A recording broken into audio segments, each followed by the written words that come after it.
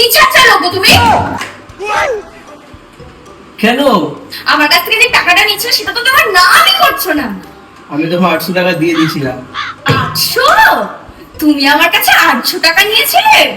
টাকা নেওয়ার সময় তো তুমি তো উঠলে পড়ে আর দেওয়ার সময় তো ফসকা হয় নাকি? আসো তোমাকে হিসাব করে দেখিয়ে দিচ্ছি আমার কাছ থেকে কত টাকা নিয়েছিলে। তুমি আমার কাছে প্রথম দিন নিয়েছিলে 350 টাকা, মনে আছে? হুম।